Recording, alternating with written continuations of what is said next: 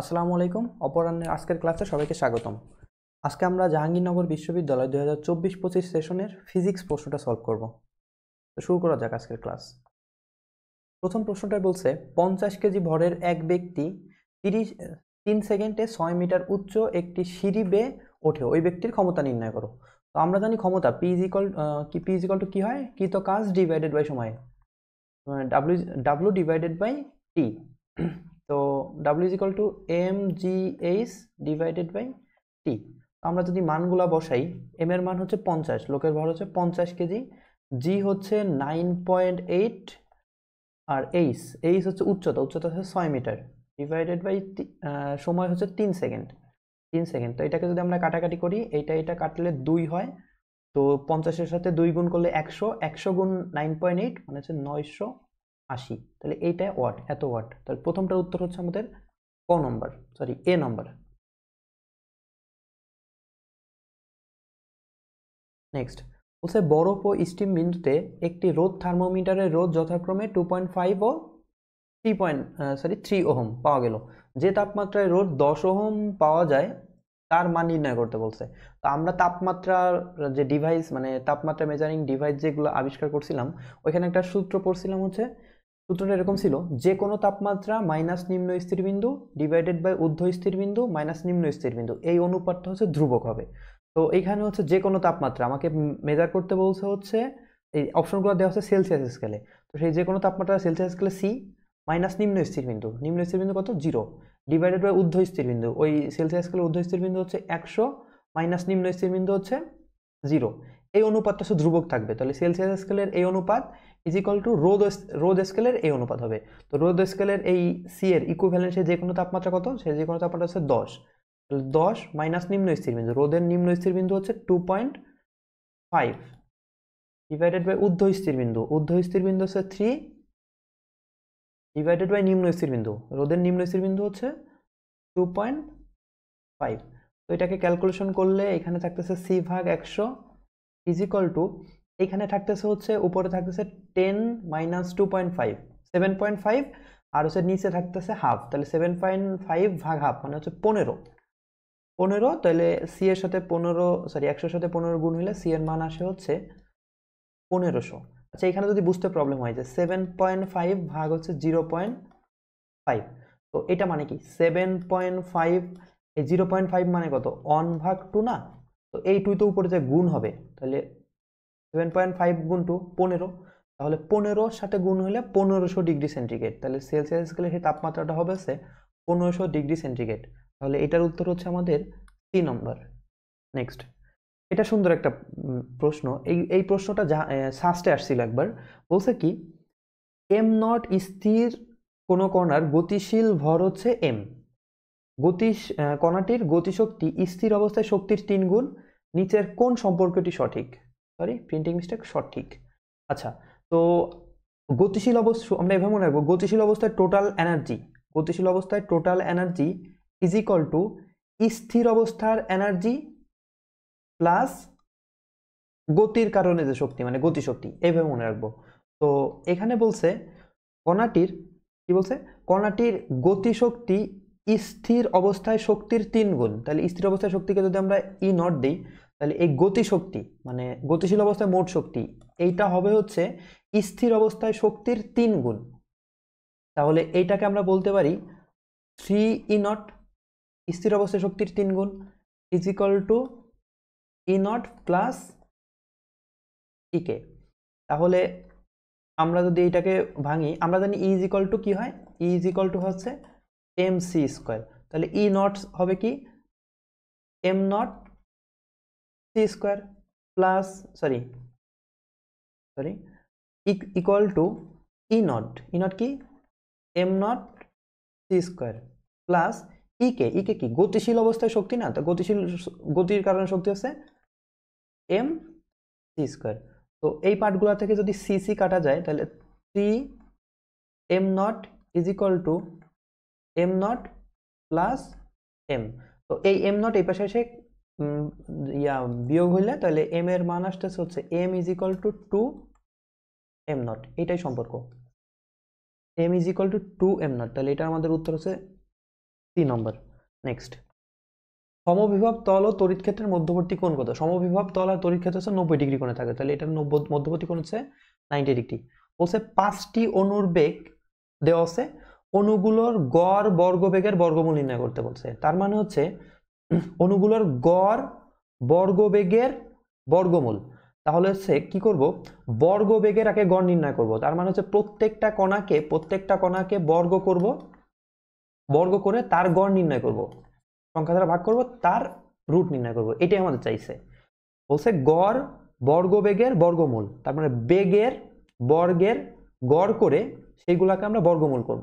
তাহলে এটার হবে হচ্ছে, যদি প্রথমটাকে স্কোয়ার করি, 2 এর স্কোয়ার হচ্ছে 4v স্কোয়ার প্লাস √6v কে স্কোয়ার করলে হবে 6v স্কোয়ার প্লাস 3v কে স্কোয়ার করলে হবে 9v স্কোয়ার প্লাস 4v কে স্কোয়ার করলে 16v স্কোয়ার প্লাস 5v কে স্কোয়ার করলে হবে 25v স্কোয়ার ডিভাইডেড বাই, এটা হচ্ছে বর্গের যোগ করছি, তো এটার গড় করব। গড় কয়টা সংখ্যা এখানে?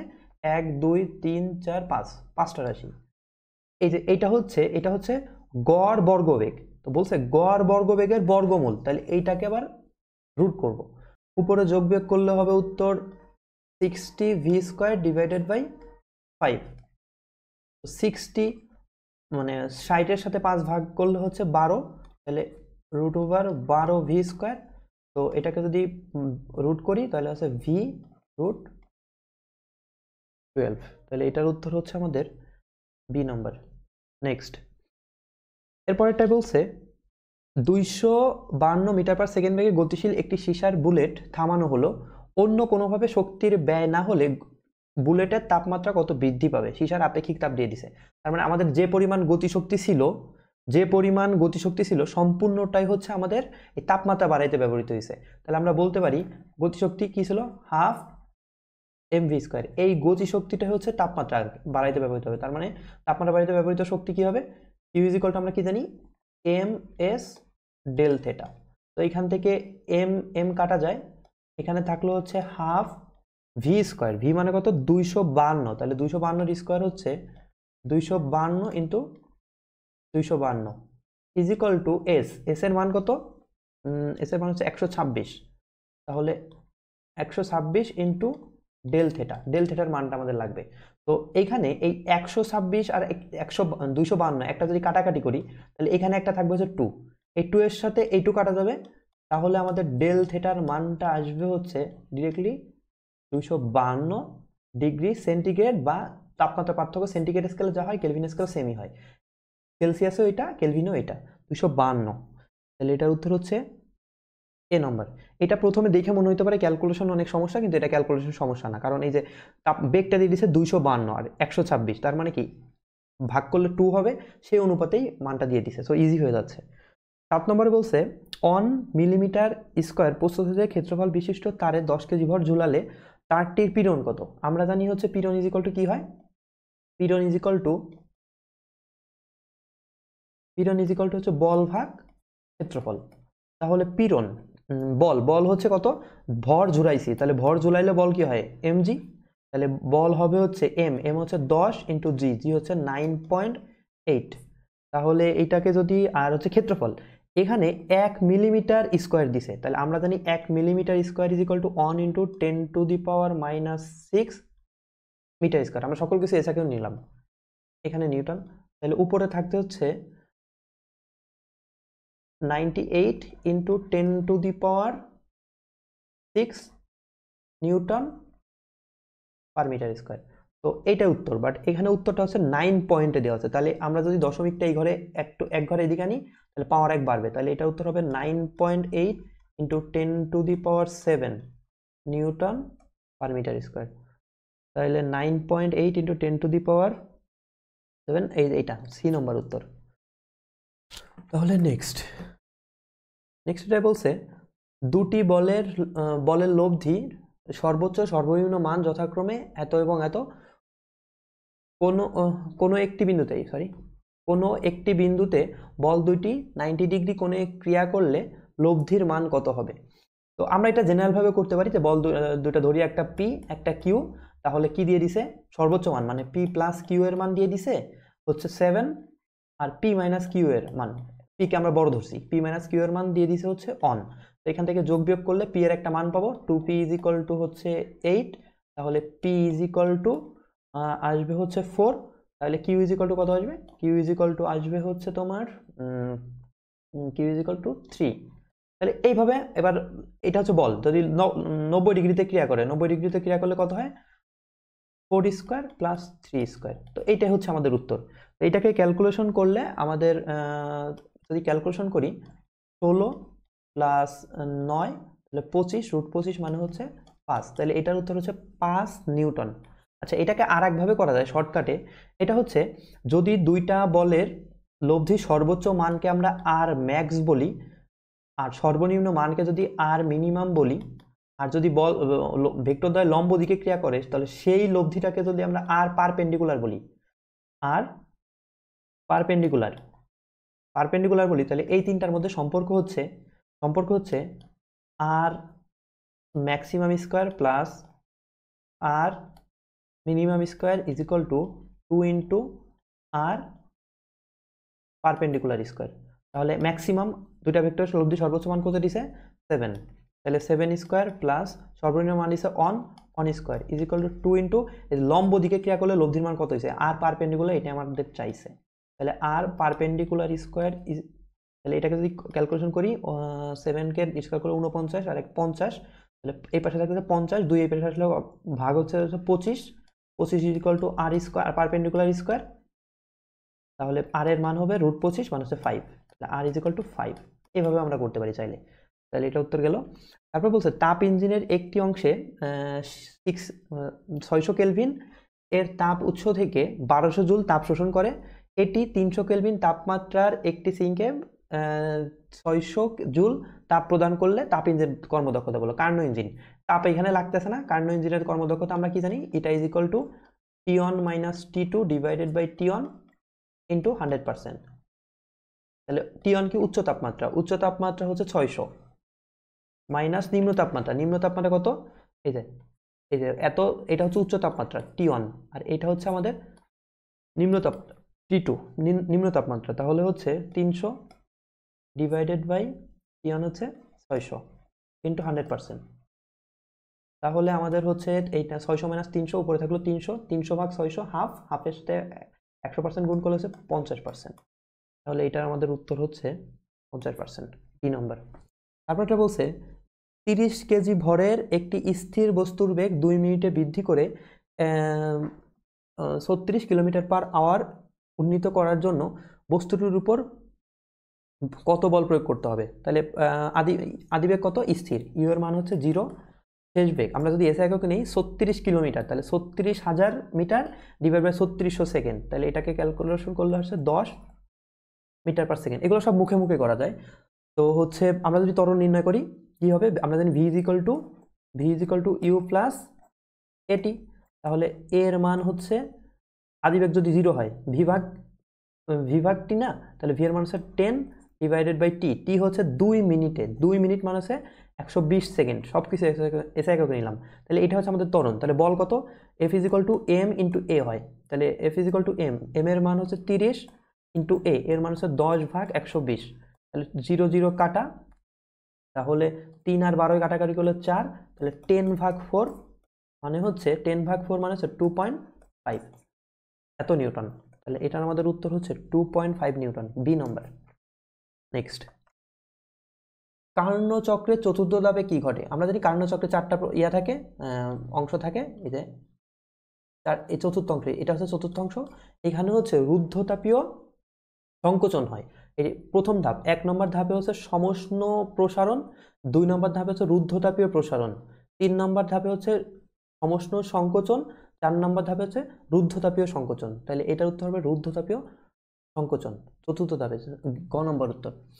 তারপরটাই বলছে কোনো একটি বর্গক্ষেত্রের 3টি কৌণিক বিন্দুতে যথাক্রমে এত এত এবং এত মানের চার্জ স্থাপন করছে, চতুর্থ কৌণিক বিন্দুতে কত চার্জ স্থাপন করলে বর্গক্ষেত্রের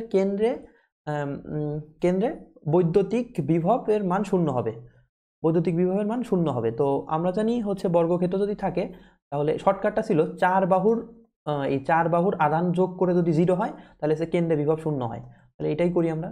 10 প্লাস 18 মাইনাস 12, প্লাসে মাইনাসে মাইনাস, এখানে যদি যোগ করতাম -12 দিতাম, তাহলে প্লাসে মাইনাসে মাইনাস, প্লাস চতুর্থ পদ কত লাগবে জানি না, x ধরি, x ইজ ইকুয়াল টু 0, তাহলে 4টার যোগফল হচ্ছে 0। তো এখানে x এর মান ক্যালকুলেশন করলে আসবে হচ্ছে এটা পেছে, তাহলে -16, তাহলে এত কুলম। তাহলে এটার উত্তর হচ্ছে ক নম্বর। আচ্ছা,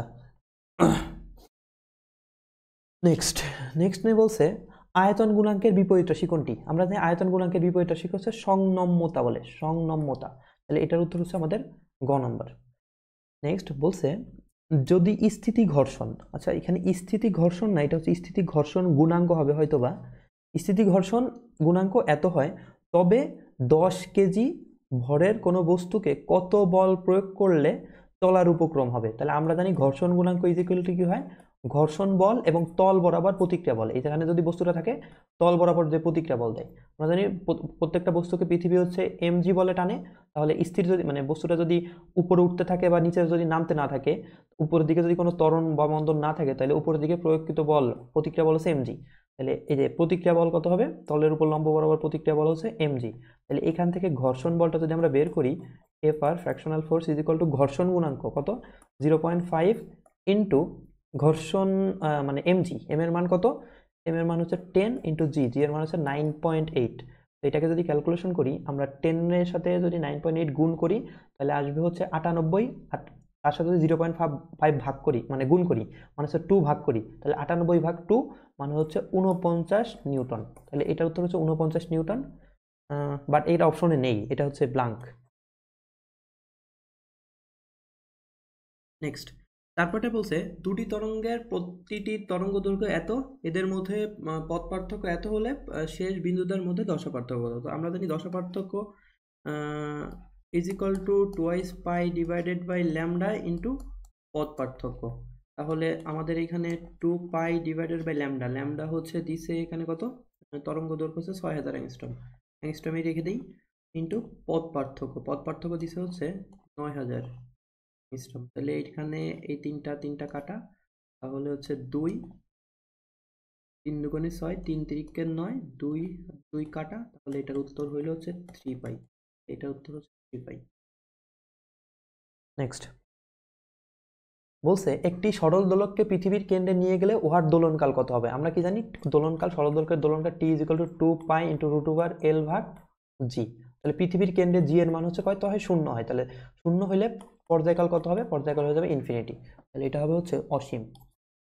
নেক্সট ইলেকট্রন ভোল্ট কিসের একক? ইলেকট্রন ভোল্ট হচ্ছে কাজের একক।